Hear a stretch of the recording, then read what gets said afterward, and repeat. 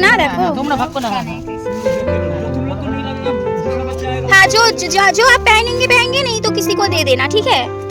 মণিমালাস ব্লগে তোমাদের স্বাগত আর অনেক ভালোবাসা। আজকে আবার একটা ছোট্ট ভিডিও নিয়ে তোমাদের সামনে চলে আসলাম। আজকে একটা এমন অভিজ্ঞতার সম্মুখীন হলাম যেটা আমার জীবনে একদমই প্রথম। কিছু পুরনো জামা কাপড় পেয়ে মানুষ যে এত খুশি হতে পারে সেটা আমি ভাবতেও পারিনি। প্রথমে খুব সংকোচবোধই করছিলাম যে এই জামা কাপড়গুলো কাকে দেব, কোথায় দেব, নতুন যখন দিতে পারছি না কি করে মানুষকে পুরনো দেব।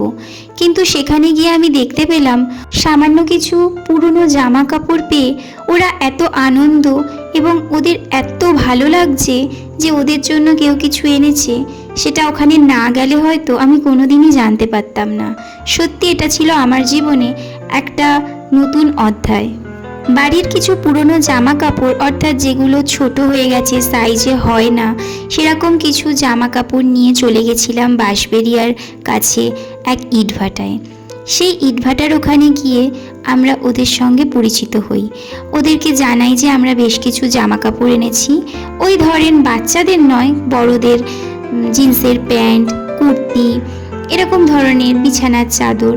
তো ওরা সেগুলো কিন্তু অত্যন্ত ভালোবাসার সহিত গ্রহণ করে এবং বিশ্বাস করেন ওদের জীবনযাত্রা, ওরা যেখানে থাকে সেই বাসস্থান দেখে আমার চোখের জল আর আটকাচ্ছিল না।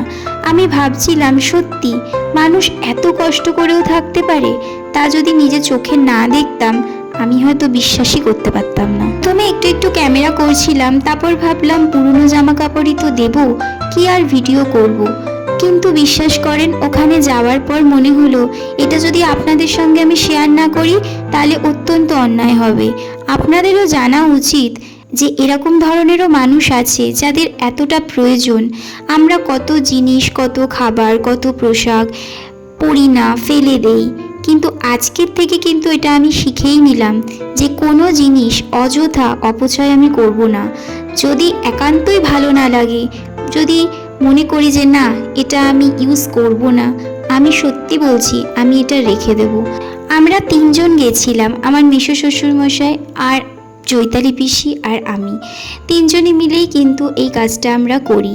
তারপর ওদের সাথে কথা বলতে বলতে চলে যাই ওরা যেখানে থাকে, অর্থাৎ যেখানে ওরা খাওয়া দাওয়া করে, রান্না করে, ঘুমায়, সেই রুমটাতে।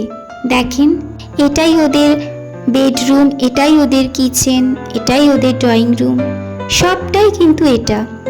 সারাটা দিন কিন্তু কারেন্ট বলতে ওরা কিছু জানে না, শুধু সন্ধ্যার পর ওদের একটু আলো আর একটা ফ্যান চলার মতো বিদ্যুৎ দেওয়া হয়, তারপর আবার দিনমানে সেটাও কিন্তু ওদের থেকে নিয়ে নেওয়া হয়।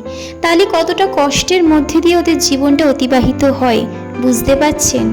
শখ, আহ্লাদ, শৌখিনতা বলে ওদের কিন্তু কিচ্ছু নেই, শুধু কাজ আর উপার্জন করে আনা অর্থ দিয়ে তারা তাদের খাওয়াটুকু পূরণ করে, ব্যাস। আর কিন্তু ওদের কিছু নেই জীবন। আবার যখন যে ভাটায় কাজ থাকে সেখানে চলে যায়। এভাবেই ওদের অতিবাহিত হয় যাযাবর জীবন। ভগবানকে একটা কথাই বলছিলাম যে ভগবান এদেরকে তুমি ভালো রেখো, সুস্থ রেখো। ওদেরকে আমি বলে এসেছি আমি আবারও যাব, আবারও আমি ওদের সাথে দেখা করব। আশা করি ভবিষ্যতে যদি আমি নিজে কিছু উপার্জন করতে পারি তাহলে অবশ্যই আমি এরকম মানুষদের পাশে থাকব। তার জন্য প্রয়োজন আপনাদের সহযোগিতা। আপনারা যদি আমাকে ভালোবাসেন, পাশে থাকেন, অবশ্যই আমি এই স্বপ্ন পূরণ করতে পারবো। ভিডিওটা শেয়ার করে পাশে থাকবেন।